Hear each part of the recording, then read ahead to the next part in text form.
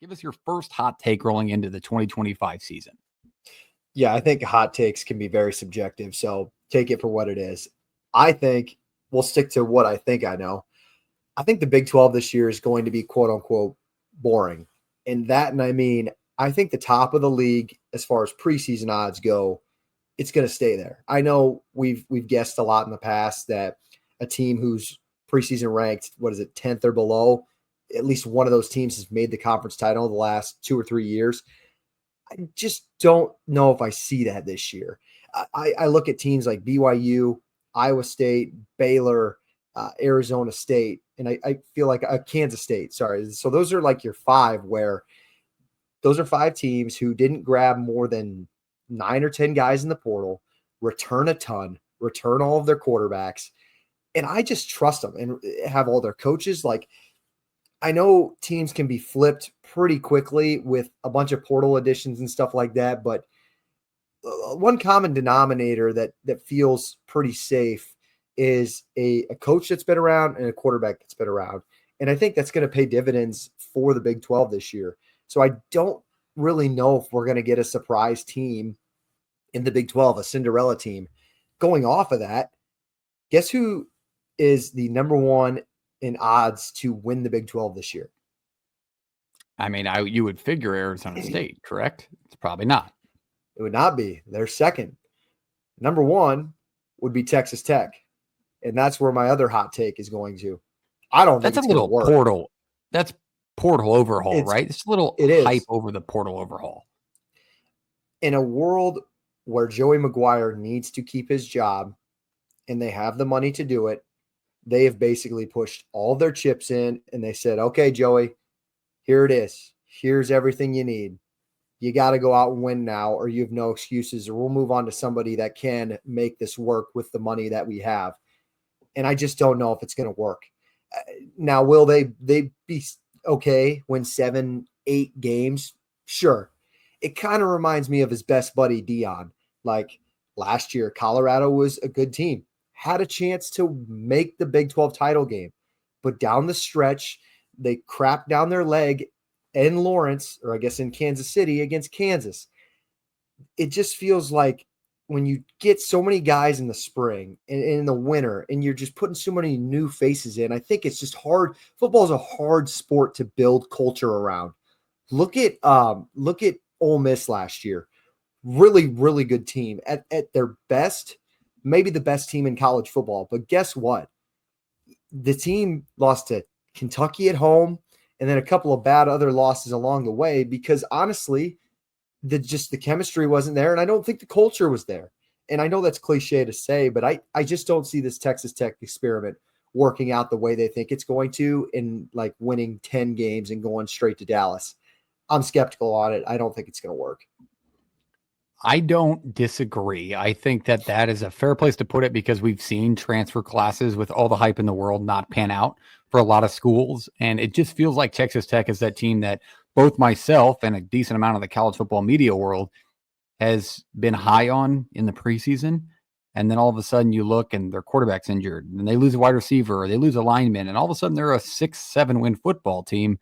I don't know if that excuse is there this year with the amount of depth that they built. I mean, they're bringing in 30 guys, 35 guys and something like that. Something stupid.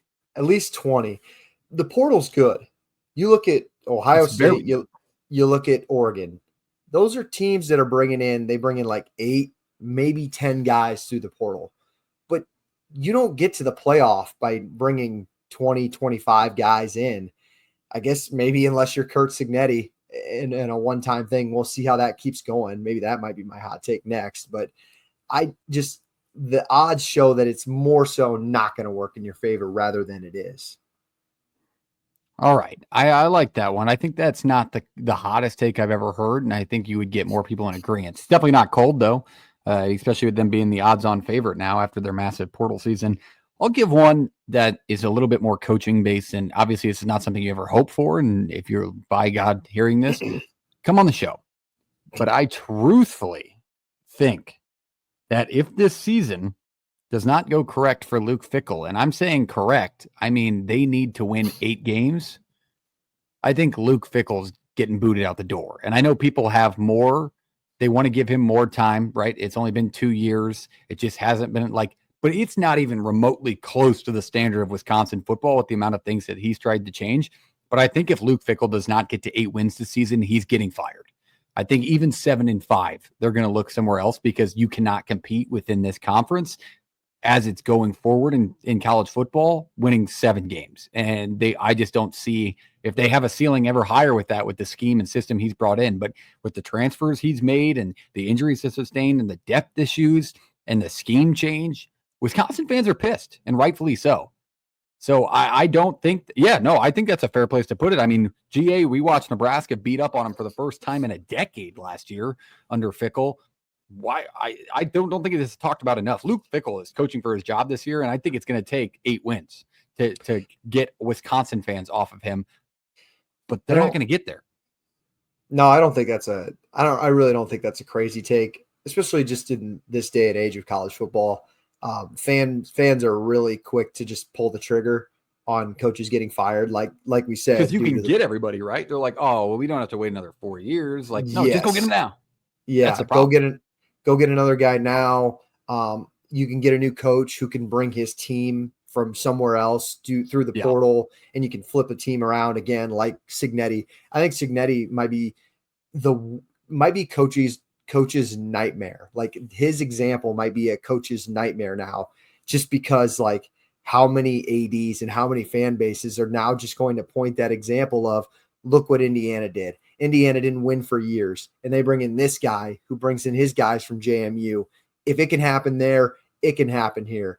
And Wisconsin definitely holds itself to a higher standard than Indiana. No shade at Indiana, but they just do.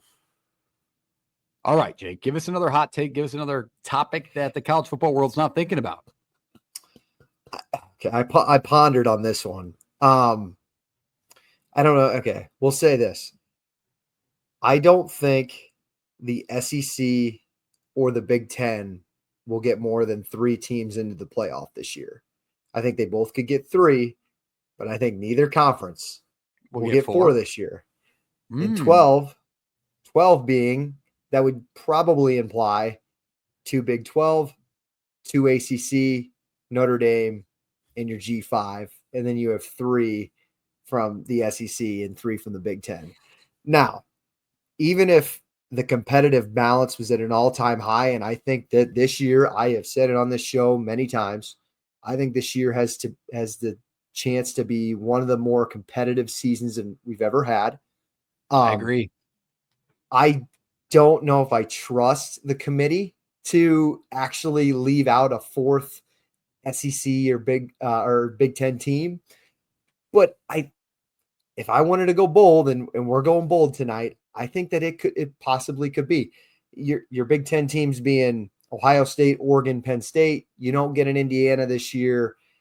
Maybe we talked about Illinois. Maybe Illinois isn't as good as we thought they were going to be. And then what would need to happen is 2 things. The Big 12 has got to put. I think you need an 11-1 team, and I think you need at least a 10-2 team. Those 2 teams play in Dallas. Like that would have to be it. And there's some big non-con games for the Big 12 this year that I think you got to win. On top of that, the ACC would also need 2 in. I mean, they got 2 in last year. Again, it's really hard to pave the way, but you need a team like SMU who runs the table, and then a Clemson team who upsets them. You're going to need some stuff like that on both the ACC and the Big 12 to make it happen. We'll see. We're not going to get 2 G5 teams in, but we are guaranteed 1. So you need a lot to do it. I think it's possible. I don't want to say it's not hot, because I do think the majority of college football fans would disagree with that point. They would think either one or the other is getting 4 teams in at minimum.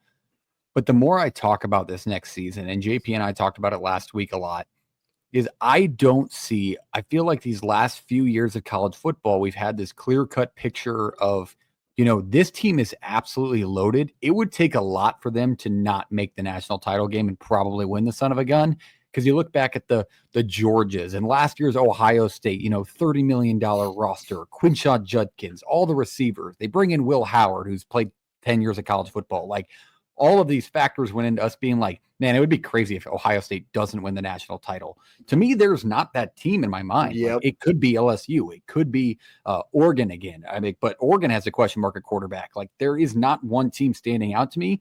So do these conferences beat up on each other enough to where there's not like, we can't put 4 9-3 teams in, but if they beat up on each other enough, you're going to do what the Sun Belt does usually, where it's like, this team's really good, but they're just not going to get the national spotlight because they got beat by another pretty decent team within the Sun Belt. Like, G5 teams do this all the time because they don't have like that clear cut picture winner at the top. So is that going to be the picture now where there's a bunch of 9-3 teams, or even an 8-4 team with 8 really impressive wins that just can't make the argument because of what's going on in other conferences? There's just not that clear cut. This team should probably win the national championship to me right now. No. What do you think? I think that you're exactly right. I mean, it is May, and we're going to get to preview seasons here, and we're going to look at rosters. Yep. But last year, I think there was, Georgia, Ohio State. I don't know if I even had another one on the top of my head that I really thought was clear. Like, man, Miami could do it, but even this year, Miami didn't do it. They need things to go their way. Here's the way I see. Let's just talk about the two big heads here, SEC and Big Ten. I think the SEC this year, I mean, last year, they kind of killed each other. Like, it was kind of masochist. And I think that that's very possible again in the SEC. The Big Ten, I'm a little iffy on, just because sometimes the bottom of the Big Ten is way worse than the bottom of the SEC. And you're going to need teams, honestly, like you're going to need teams like Nebraska. You're going to need teams like Iowa, Michigan State, maybe. Like, those kind of teams are going to need to be good, and they're going to need to win 8, maybe 9 games respectively, because, like, think of the last time Penn State's lost to somebody that's not named Ohio State or Michigan. Like, it just doesn't.